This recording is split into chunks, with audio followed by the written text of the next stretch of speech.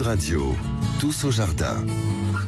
Bonjour Mickaël Lebray. Bonjour Jean-Marie. Bienvenue sur Sud Radio. Responsable des collections chez Promesse de Fleurs. On parle de quoi aujourd'hui ? Aujourd'hui, on va parler des plantations d'automne. Les plantations d'automne. Tout à fait de saison. C'est de saison et c'est le moment surtout, non ? Oui, c'est tout à fait le moment parce que comme les anciens le disent, c'est en automne que l'on fait les meilleures plantations. Alors petite question importante d'abord en préambule, parce que vous l'avez remarqué, c'est pas un temps d'automne. On en parle depuis ce matin. C'est l'été, c'est presque une canicule. Il y a un dôme de chaleur. Est-ce que ça complique les plantations ou pas ?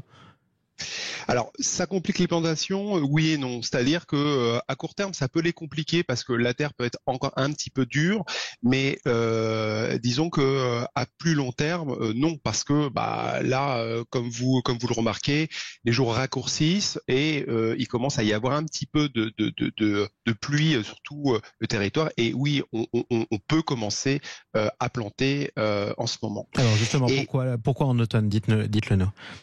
Alors l'automne justement c'est la meilleure période parce que comme le disent certains, les plantations automnales c'est vraiment le meilleur moment pour avoir des meilleures reprises parce que finalement la terre est encore chaude, les pluies reviennent et surtout les jours diminuent. Donc ce sont vraiment les conditions propices à la reprise de la végétation et surtout au bon développement des racines. Donc des végétaux qui sont installés à cette période-là, donc début octobre, démarrent plus vite au printemps suivant et sont plus à même surtout de supporter des conditions de chaleur et de sécheresse.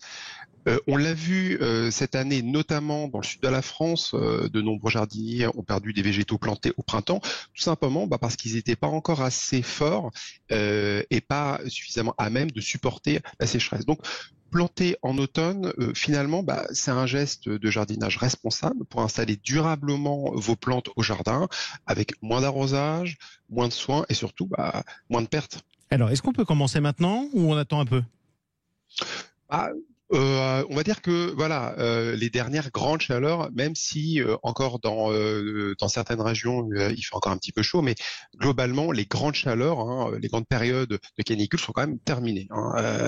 Donc il a commencé à pleuvoir un petit peu partout et c'est quand même le bon moment pour commencer les travaux de plantation. Donc à partir de maintenant et jusque fin octobre, par exemple, on va pouvoir installer tout ce qui est plantes vivaces, donc les graminées, les astères, les geraniums vivaces, et également tous les arbres et les arbustes qui sont composés en pot et en contenant. Tout ça, on peut.